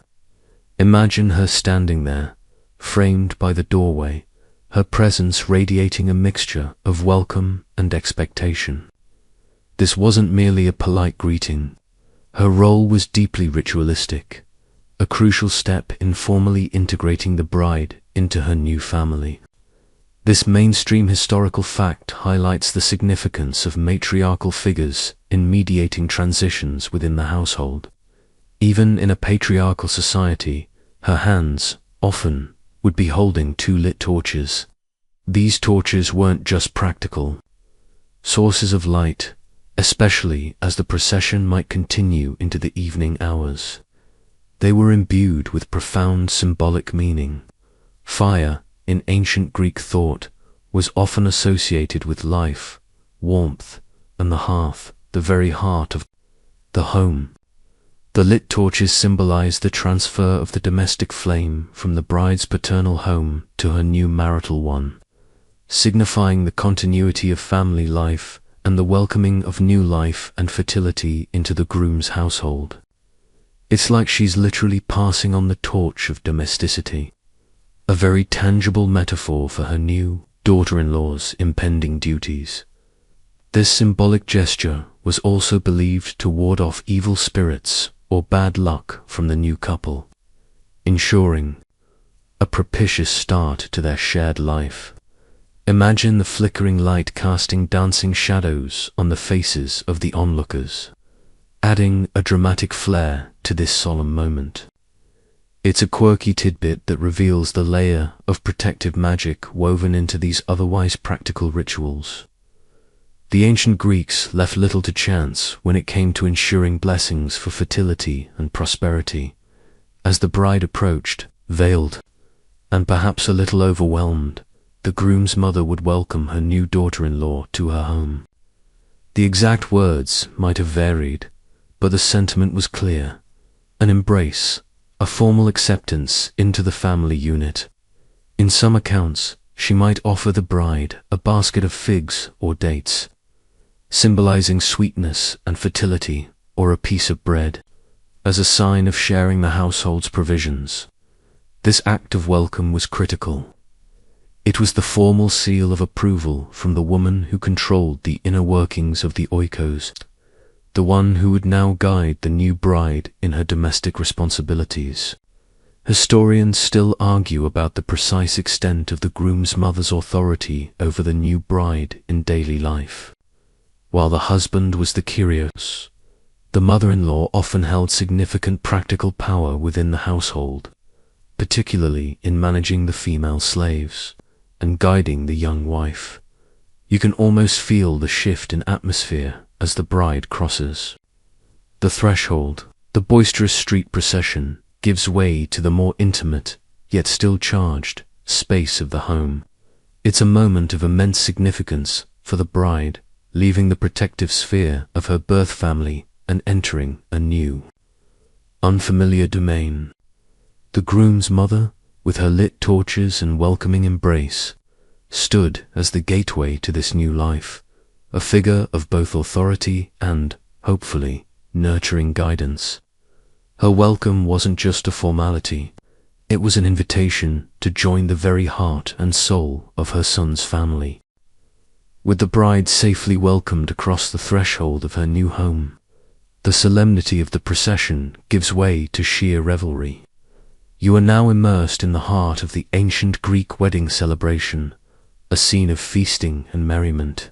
Imagine the sounds of laughter echoing through the oikos courtyard, the clinking of pottery, and the vibrant melodies that filled the night.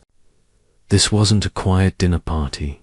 It was a joyous explosion of communal celebration, a mainstream historical fact that underscores the social importance of weddings. The air would be thick with the aroma of roasted meats, fresh bread, and the sweet scent of honeyed cakes. Guests, adorned in their finest attire, would recline on couches, enjoying the abundance of food and, crucially, drinking copious amounts of wine. This wasn't about polite sips. It was about communal imbibing, a shared loosening of inhibitions that fostered a sense of camaraderie and joy. You can almost feel the warmth of the wine as it flows, the pleasant buzz settling over the gathering. But the merriment wasn't just about food and drink.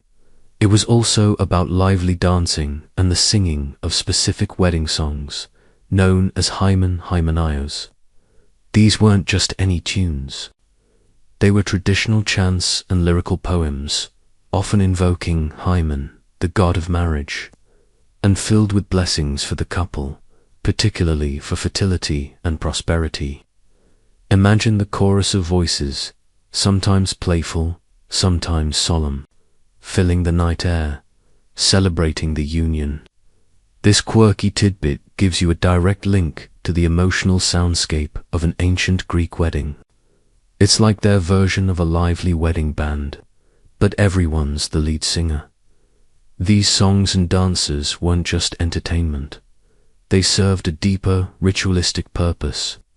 They were believed to invoke good fortune, ward off evil spirits, and generally bless the couple with a fruitful and happy marriage. The communal celebration reinforced the idea that the marriage was not just a private affair, but a significant event for the entire community. Everyone was invested in the success of this new household, as it contributed to the overall strength and continuity of the polis. Historians still argue about the precise choreography of these dances and the full lyrics of all the Hymenaio songs, as much of the detailed performance art of antiquity has been lost to time. However, the general spirit of joyous, uninhibited celebration is well attested. You can sense the energy building as the night progresses. The light from the oil lamps flickers, casting long shadows that dance with the revelers. Children, exhausted but exhilarated, might be nodding off in corners, while adults continue their spirited conversations and toasts. The atmosphere is one of communal bliss, a shared moment of happiness and hope for the future of the newlyweds.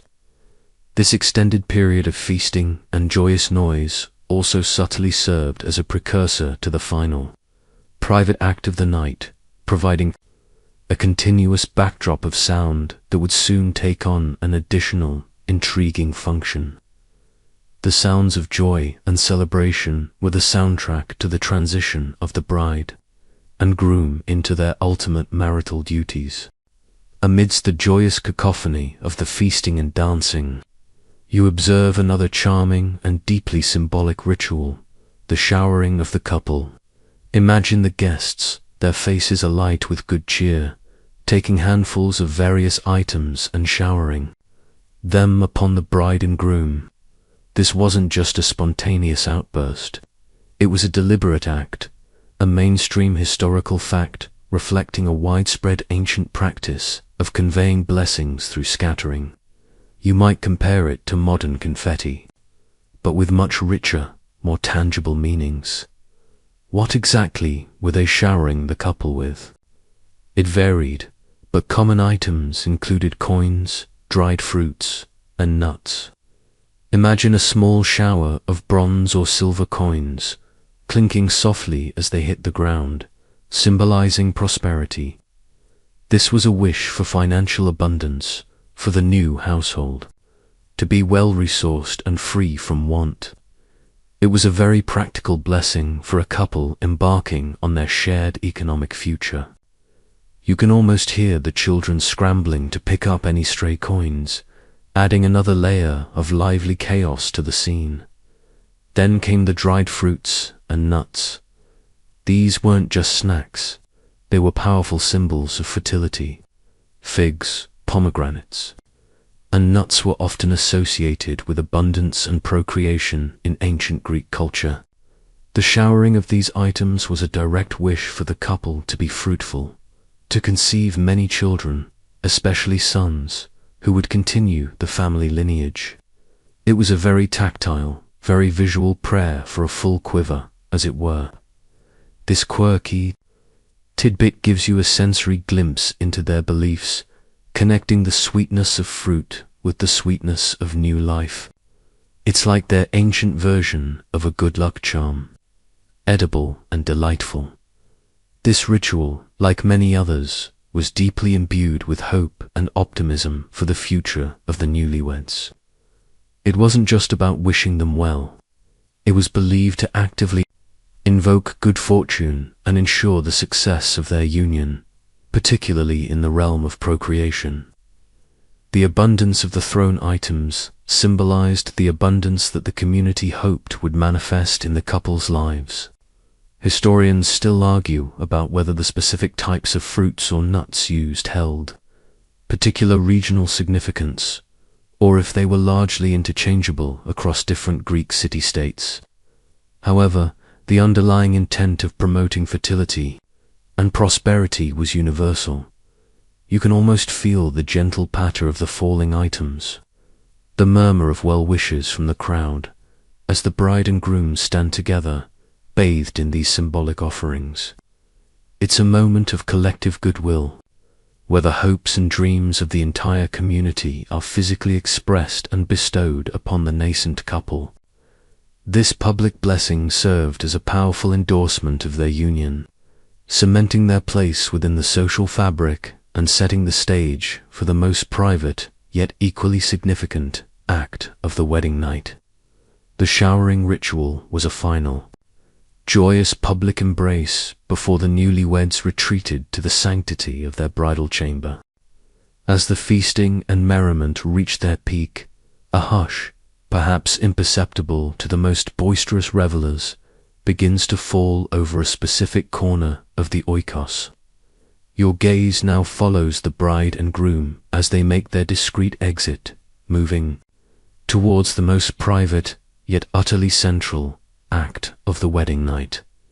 The consummation of the marriage. This wasn't a public spectacle. It was a deeply intimate and solemn moment, one that took place behind closed doors. This mainstream historical fact highlights the blend of public celebration and private solemnity that characterized ancient Greek weddings. The act of consummation, while shrouded in privacy, was the legal and biological culmination of everything that had come before. It transformed the betrothal into a fully realized marriage, cementing the union and, most crucially, initiating the process of legitimate reproduction. For the bride, it marked the definitive end of her virginity and the beginning of her new role as a wife. For the groom, it was the fulfillment of his societal duty to sow for legitimate children, as declared during the betrothal. You can almost feel the weight of this responsibility pressing down on both of them as they withdraw from the lively crowd. The bridal chamber itself, known as the thalamos, would have been prepared with care, perhaps adorned with garlands, or scented with perfumes.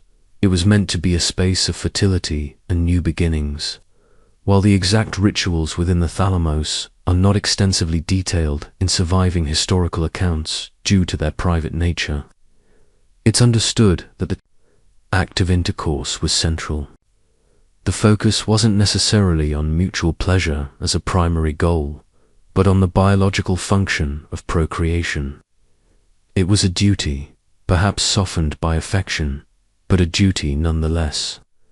This quirky tidbit reminds us how different their priorities were regarding intimacy compared to many modern perspectives. It's like their ancient version of a contractual obligation, but with significantly more candles. Historians still argue about the precise emotional experience of this moment for the young bride. Given her tender age, 14 to 16, her cloistered upbringing, and the often significant age gap with her husband, it's safe to assume that anticipation might have been mixed with fear or apprehension rather than unbridled passion. The pressure to conceive quickly, to fulfill her primary duty to the oikos, would have been immense.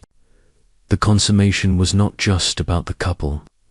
It was about the continuation of the family line, the transfer of property, and the very future of the state.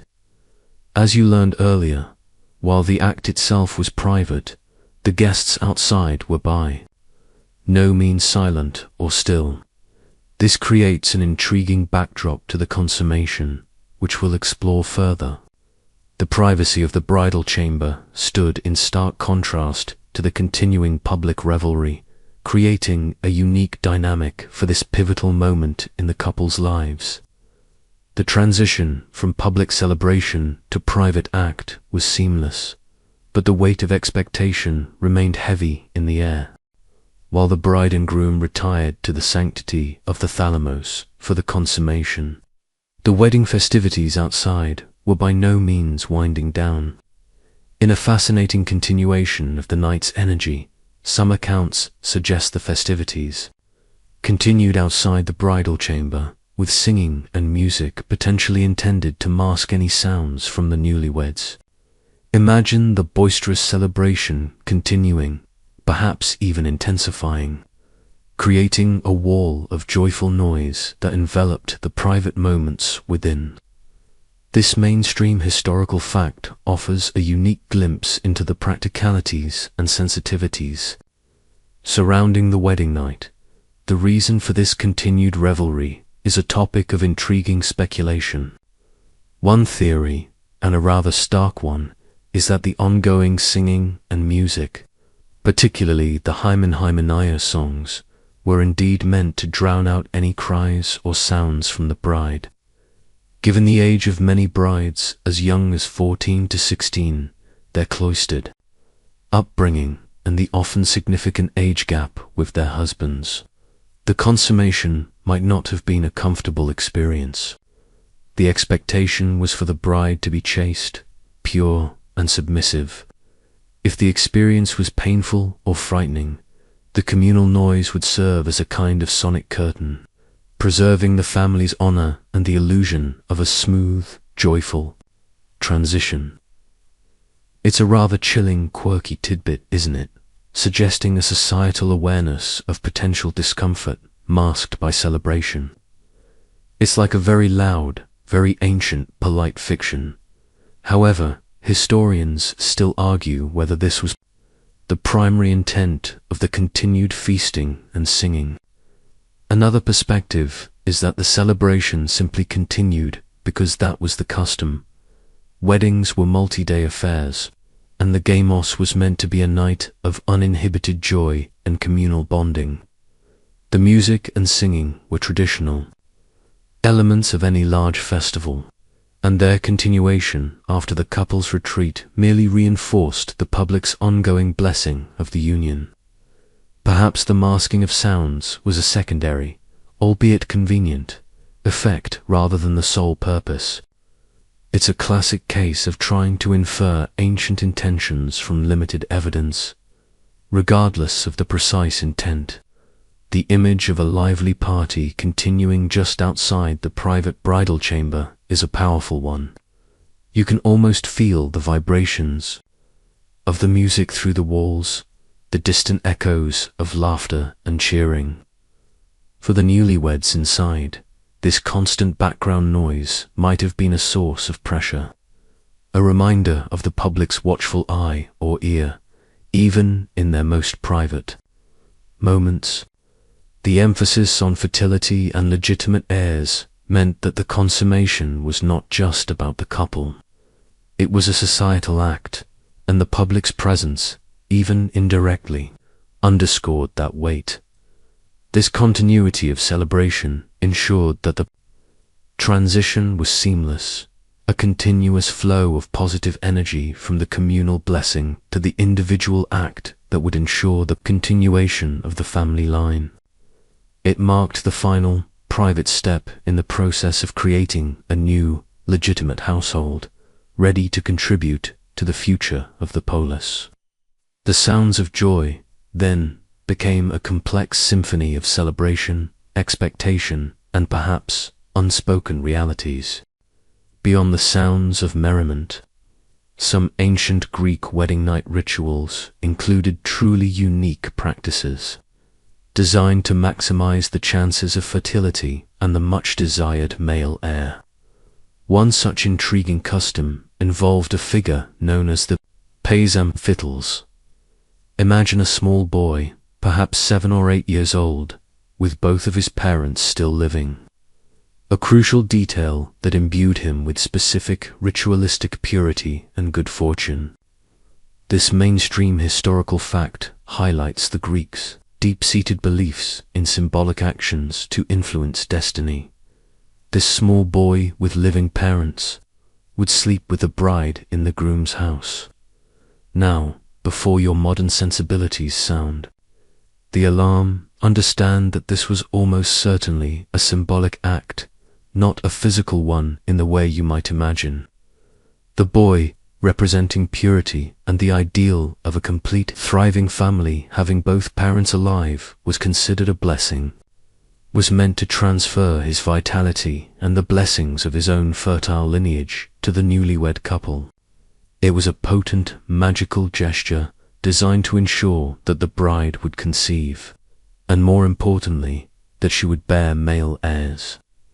It's like a living good luck charm, a human fertility idol. This quirky tidbit is certainly one of the more unusual practices you'll encounter in ancient Greek wedding customs. The rationale behind this ritual was deeply rooted in their desire for continuity and the maintenance of the patriarchal line. As you've learned, the birth of sons was paramount for inheritance, property transfer, and the very survival of the oikos. A daughter, while valued, would eventually leave to join another household. Sons, however, were the future. By having a pais amphityles sleep with the bride, the Greeks believed they were symbolically seeding the marriage with masculinity and ensuring the arrival of strong, healthy male offspring. Historians still argue about the exact origins of this ritual and its prevalence across all social strata. Was it a widespread practice, or primarily confined to elite families desperate for a strong male succession? The evidence suggests it was an established, if somewhat niche, custom. You can imagine the scene. The quiet presence of the young boy in the bridal chamber, perhaps tucked away on a separate sleeping mat, a silent witness and conduit for benevolent energies. His innocence and the completeness of his own family unit were thought to be infectious, bestowing blessings upon the new couple's future progeny.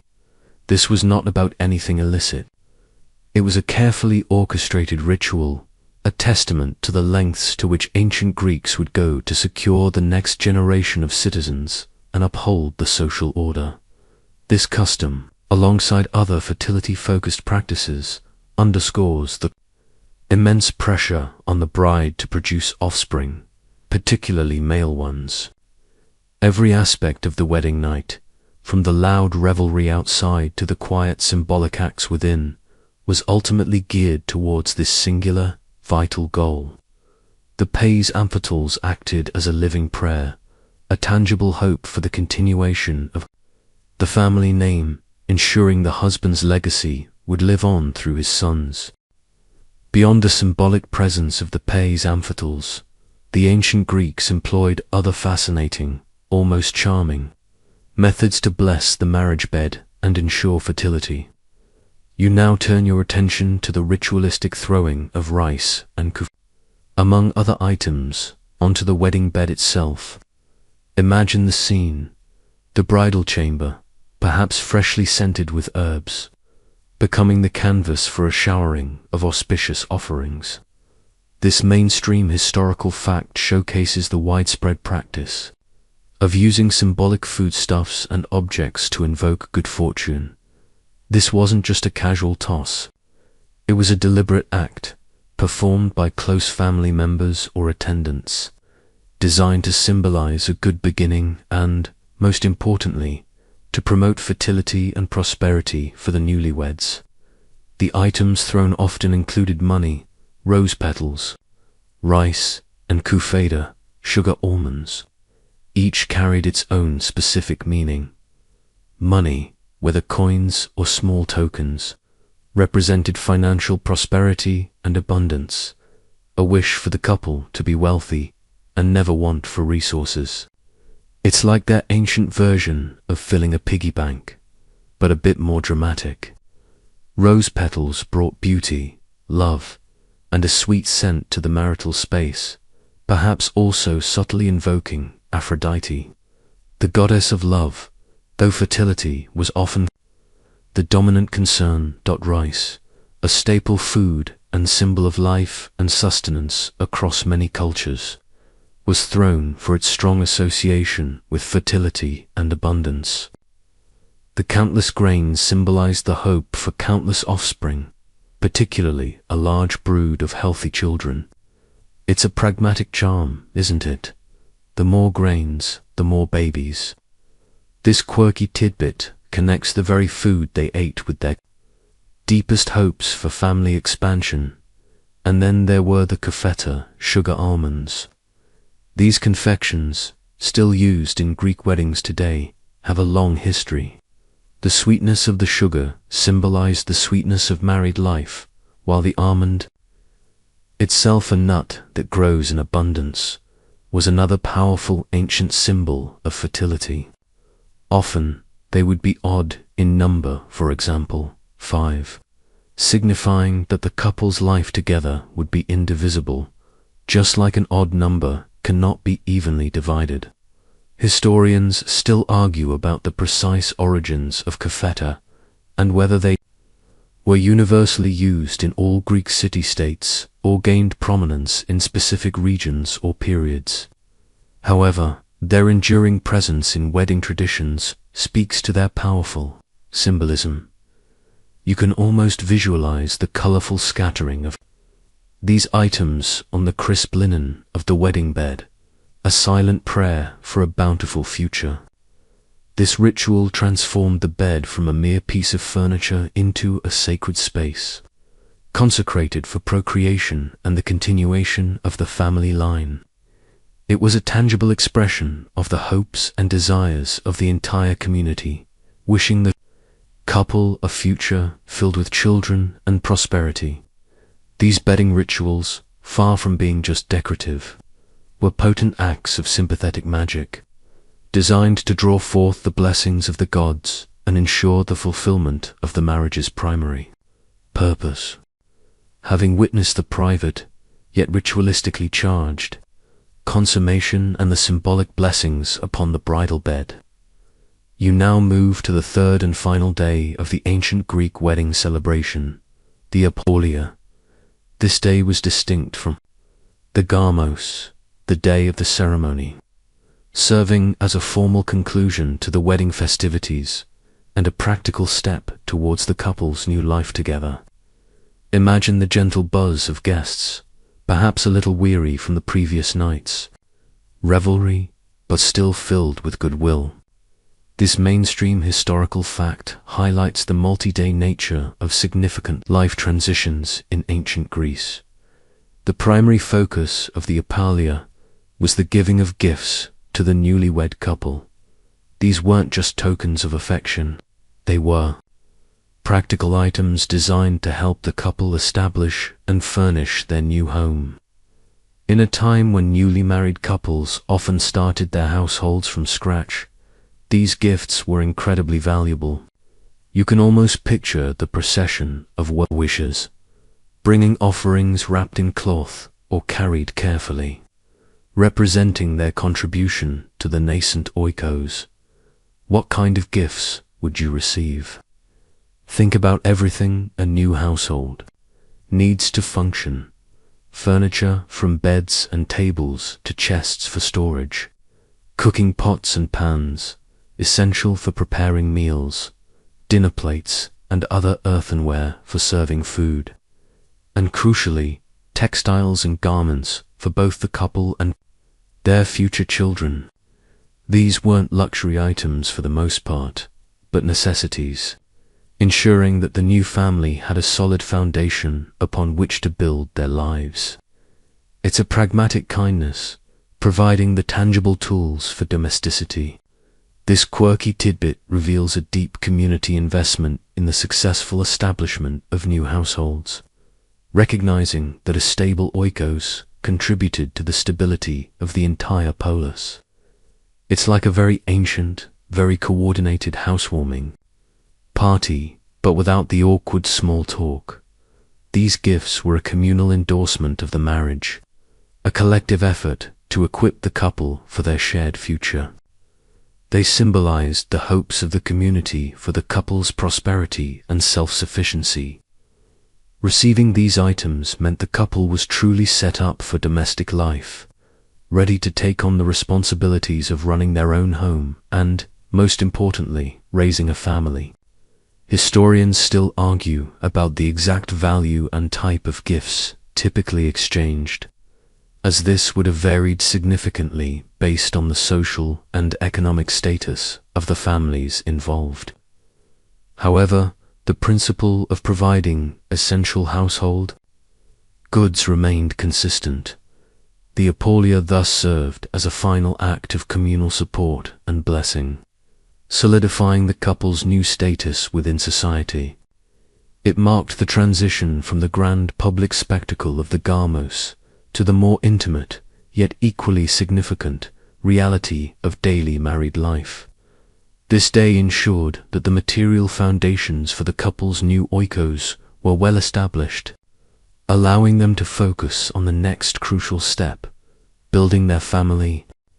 As the Apalia brings its practical gifts, the bride undertakes one last, deeply symbolic act that connects her past to her hopeful future. She would dedicate her ritual bathwater from the gamos, the sacred water she used for her purification. Bath on the wedding day. Imagine her, perhaps accompanied by a few close female attendants, carrying this water in its distinctive vessel, the lutrophros, to a specific destination.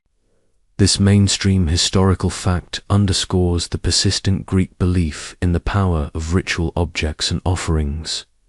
This precious water, which had cleansed her and symbolically prepared her for fertility, was not simply discarded. Instead, it was brought as an offering to a nymph. Nymphs in ancient Greek mythology were divine female spirits associated with nature's brings, trees, mountains, and often renowned for their beauty and, crucially, their sexual prowess and fertility. They were seen as embodiments of natural abundance and creative power. By dedicating her bathwater to a nymph, the bride was expressing gratitude for her successful transition and invoking the nymph's blessings for her own fertility and a harmonious, fruitful marriage. It's like a very elegant, very ancient thank you and please send more babies note to a nature spirit. This act marked her transition into a new social category, that of a nymph. In ancient Greek society, a nymph was a young, recently married woman who had not yet given birth to her first child. She was in a liminal state, poised between maidenhood and full motherhood. She would remain a nymph until the birth of her first child, at which point she would graduate to the status of a gyne woman or wife, a more settled and defined role within the community. This quirky tidbit highlights a fascinating social classification that directly correlated with a woman's reproductive journey. It's a very specific title for a very specific phase of life. The dedication of the water, therefore, was a final plea for fertility, a hope that the sacred essence of the bath would ensure a swift and healthy pregnancy. It was a private moment, perhaps, but one heavy with personal and societal expectation. You can almost feel the bride's unspoken hopes and anxieties as she pours the water, a silent prayer for the future. Historians still argue about the exact locations where these dedications took place and whether specific nymphs were invoked for particular purposes in different regions. However, the overarching theme of seeking blessings for fertility through offerings to nature spirits remains a consistent and powerful aspect of their wedding customs. This ritual served as a poignant closing chapter to the formal wedding rites, bringing the focus back to the fundamental purpose of the marriage, procreation. It was a reminder that while the celebrations might conclude, the most important task of the oikos ensuring the next generation was just beginning.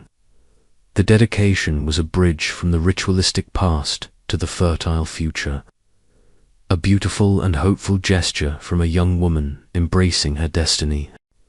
As the grand festivities of the gamos and the gift-giving of the Apalia fade into memory, and the bride completes her final dedications, you might think the wedding rituals are fully concluded. But there was one more subtle, yet crucial, aspect of the wedding night experience, often unfolding in the background: the guarding of the wedding chamber. Imagine friends of the groom, vigilant and perhaps a little boisterous from the lingering celebrations, taking up positions outside the bridal chamber. This mainstream historical fact highlights the meticulous attention paid to ensuring the sanctity and security of the marriage's most crucial act. This wasn't just about preventing gate crashers. Friends of the groom would guard the chamber throughout the night. Their presence was both practical and symbolic. Practically, it offered security and privacy to the newlyweds, ensuring no unwanted interruptions. Symbolically, it underscored the importance of the act taking place within, protecting the consummation and the potential for legitimate heirs. It's like a very ancient, very serious bouncer service for the bridal suite. You can almost hear their low murmurs and occasional chuckles as they stand watch. Meanwhile, sometimes friends of the bride would sing songs near the chamber. These weren't necessarily the raucous Hymen from earlier. These might be quieter, more soothing, or even protective chants. The primary purpose of these songs was often believed to ward off evil and ensure healthy children. Ancient Greeks, like many cultures, believed in the presence of malevolent spirits or ill omens that could disrupt new unions or harm nascent life. These songs acted as a sonic shield, a melodic barrier against any negative influences. This quirky tidbit gives you a beautiful, almost ethereal, sense of the magical protection sought for the newlyweds. It's like their ancient version of a lullaby for a good outcome. Historians still argue about the precise nature of these songs and their exact protective functions. Were they always present, or specific to certain regions or social classes? How much did they overlap with the general festive singing? Regardless, the underlying intent was clear: to create an aura of safety and blessing around the couple during their most vulnerable and crucial moment. The combined efforts of the male friends guarding and the female friends singing created a complete protective circle, ensuring that the union was consecrated and protected from all angles. You can almost feel the gentle hum of the protective songs mingling with the distant sounds of lingering revelry, a cocoon of sound around the bridal chamber. This final layer of ritualistic care underscores the profound societal importance placed on the wedding night and its outcome. Every step, every gesture, every sound was meticulously crafted to ensure fertility, legitimacy, and the continuation of the family line. The anxieties and fears surrounding Roman marriage were deeply rooted in societal norms and expectations. The wedding night represented a significant turning point in a Roman woman's life, filled with both hope and uncertainty. By understanding the historical context, we gain a deeper appreciation for the challenges and complexities of Roman women's lives. Remember, male concubines in ancient Greece faced social stigma, limited legal rights, economic dependence, lack of institutional support, and were not afforded the social status or legal protections associated with marriage. This careful protection of the marital act and its hopeful outcome was the very last formal step in the elaborate tapestry of ancient Greek wedding rituals, a final quiet assurance that all was well, and the future of the oikos was now, quite literally, in capable hands.